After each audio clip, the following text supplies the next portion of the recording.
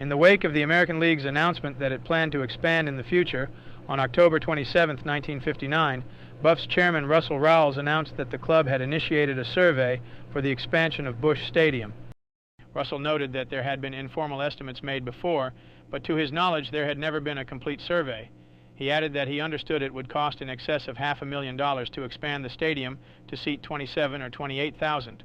The American League's expansion committee had indicated that an expanded Busch Stadium would be approved as a temporary park for a major league team.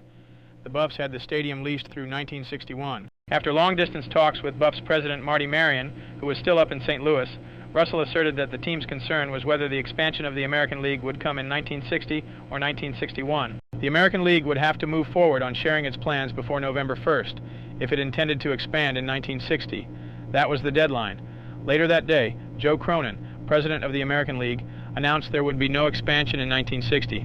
However, he added that it didn't mean expansion was out for the 1961 season. Ironically, it was also revealed later that day, following Cronin's clarification, that the Associated Press had heard from an authoritative source that under a revolutionary plan, the American League would definitely expand to 10 teams, possibly as soon as by the next year, adding both Minneapolis and New York.